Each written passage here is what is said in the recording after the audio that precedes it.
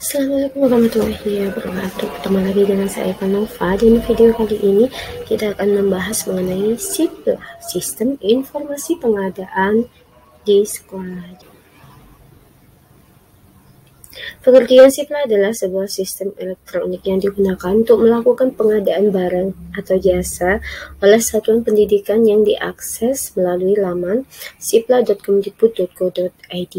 Dan fitur pada SIPLA ini telah dikembangkan mengacu pada kaidah pengadaan barang dan jasa sesuai dengan Permendikbud nomor 14 tahun 2020 tentang pedoman pengadaan barang dan jasa oleh satuan pendidikan.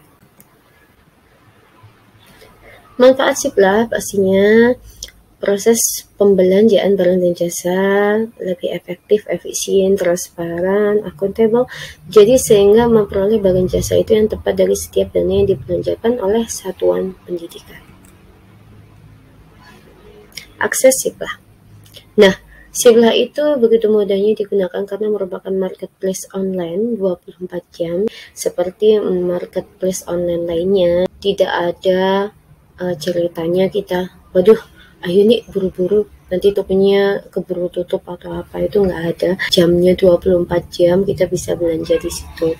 Selain itu juga riwayat dokumen pembelanjaan barang dan jasa kita juga akan tersimpan. Jadi track record riwayat belanja kita seperti apa dan detailnya itu bisa tersimpan. Dan sistem pengamanan autentikasi dengan akun. Jadi tidak semua orang bisa masuk ke akun SIPLA kita.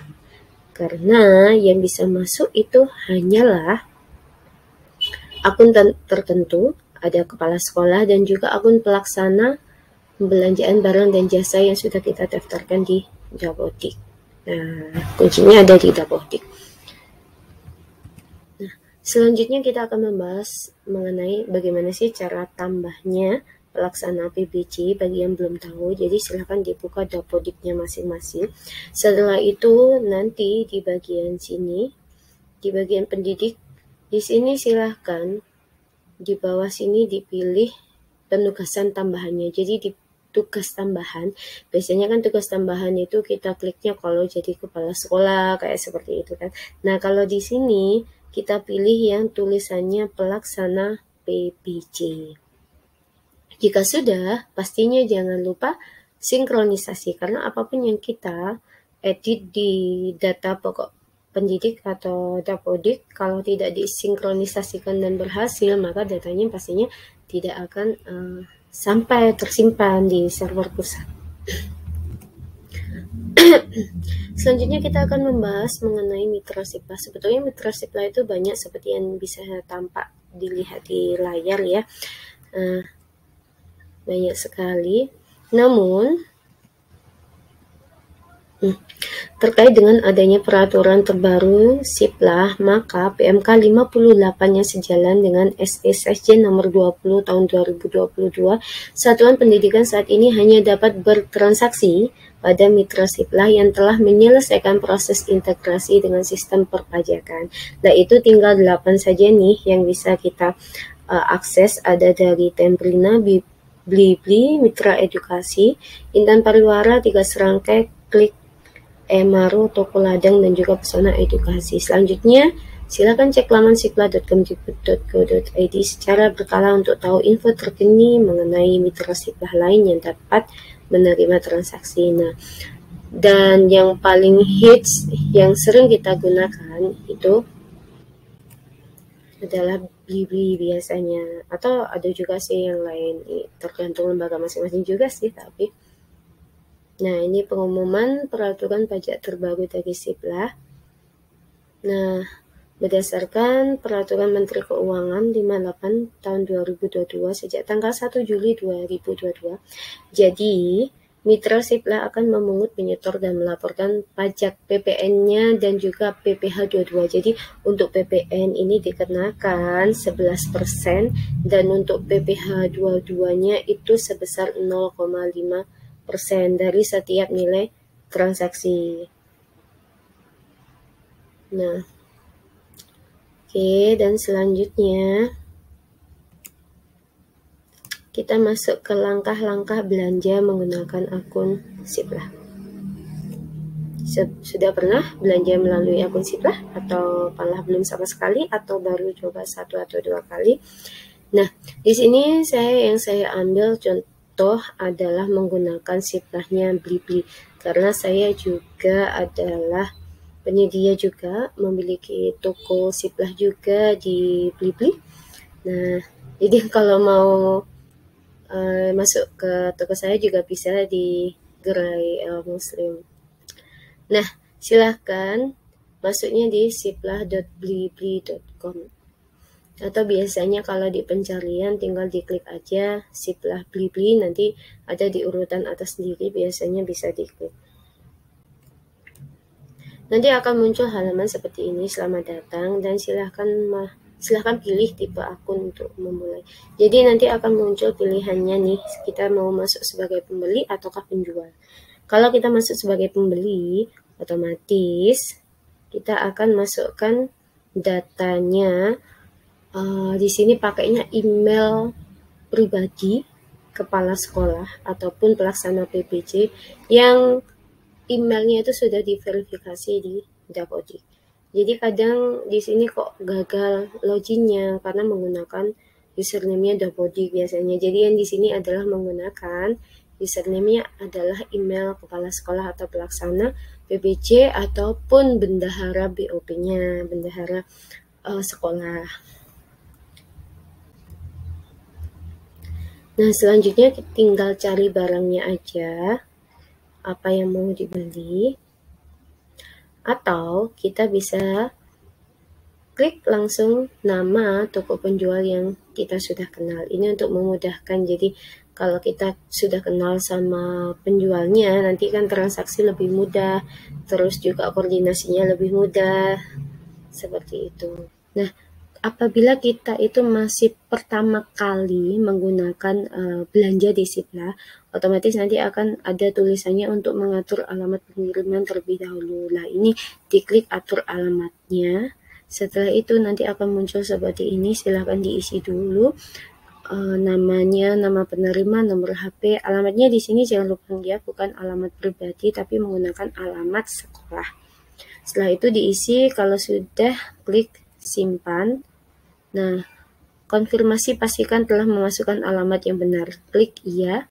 Nah, kalau sudah, maka otomatis kita mengulang kembali, nanti masuk lagi ke barang yang akan kita beli. Nah, selanjutnya ini contohnya, misal ingin beli yang ini. Nah, ini ada pilihannya kan 2. Kalau beli sekarang itu langsung dibeli. Kalau tambah ke keranjang itu akan masuk ke keranjang kita. Tapi kalau saya lebih senang masuk ke keranjang sih, karena kadang masih saya lihat lagi seperti itu.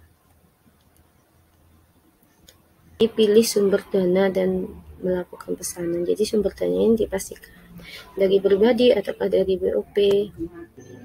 Nanti akan muncul seperti ini. Di sini silakan bisa diklik sumber pendanaan, tadi sudah dipilih. Selanjutnya negosiasi, kalau misalnya tidak bisa disimpan ya diklik dulu. Nah, ini misalnya kita mau nego harga, misal kok harganya di Siplah itu misalnya nih 1 juta, waduh itu kayaknya kemahalan deh, aku mau nego deh ke penjualnya. Nah, itu bisa di sini masukkan harga negosiasi. Nanti akan dicek juga di akunnya penjual, negosiasinya diterima ataukah enggak atau seperti apa. Nah, terus ini untuk penyetoran pajaknya juga jangan lupa dipilih mau disetorkan oleh satuan pendidikan ataukah disetorkan oleh penjual. Oke. Di sini biasanya yang paling lupa adalah di tulisan bawahnya metode pembayaran yang biru. Ini biasanya lupa untuk diklik sehingga tidak bisa disimpan. Jadi ini silahkan diklik dan nanti silahkan dipilih metode pembayarannya.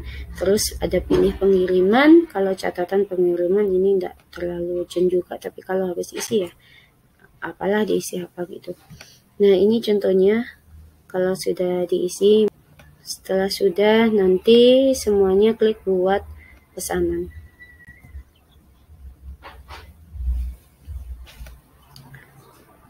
Nah, Ini nanti ada di daftar pesanan, kita bisa lihat detail pesanan. Nah, daftar pesanan Anda di sini adalah untuk kita mengecek pembelanjaan kita itu sampai mana sih prosesnya. Jadi mana yang masih menunggu konfirmasi penjual, mana yang pesanannya sudah diproses, sudah dalam pengiriman, mana yang statusnya menunggu pembayaran, ada komplain, pesanan selesai. Lah ini nanti bisa dicek kayak seperti ini kan, pesanan sedang diproses. Ketika kita sudah menerima barang, jangan lupa untuk konfirmasi penerimaan. Caranya, ketika kita konfirmasi penerimaan, di sini kita harus mengunggah foto produk yang kita dapat. Jadi ketika barang sudah diterima, itu kita foto dan kita unggah di foto produknya. Setelah itu, di total di pesan ini, di sampingnya kan ada total diterima. Ini harus diisi. Kalau misalnya total yang dipesan 2, yang kita terima 2 juga, ya berarti kan di sini ditulis 2. Nah, untuk yang di sini apakah ada kerusakan, ada pengiriman terlambat? Kalau misal nggak ada, ini jangan diisi karena akan mempengaruhi juga nilai dari toko siplah penjual kita. Setelah itu klik konfirmasi. Nah, kalau yang ini adalah ketika pesanan sudah siap dan menunggu untuk diambil. Jadi ketika penjual sudah mengklik bahwa pesanan sudah siap diambil, ini kan barangnya tinggal menunggu diambil pembeli. Kalau kita sudah menerima barang tersebut, jangan lupa untuk klik di sini terima pesanan. Unggah bukti pembayaran. Ini untuk mengunggah bukti pembayaran yang sudah kita lakukan. Terus klik konfirmasi pembayaran. Nah, kalau belum dibayar, ini yang contohnya menunggu pembayaran seperti ini.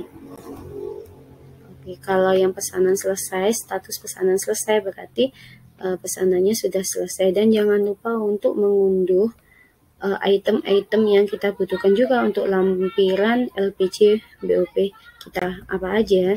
Jadi di sini bisa diunduh semua, ada unduh digital BAST-nya, unduh dokumen perencanaan, unduh SPK, dan unduh kwitansi. Untuk unduh kwitansi ini di awal tidak akan muncul, tapi kalau kita sudah membayar, kan kalau siplah itu kan bedanya dengan pembelanjaan biasanya. Kalau siplah itu kan barang datang dulu, dicek kita terima, baru melakukan pembayaran. Jadi nggak dibayar di muka.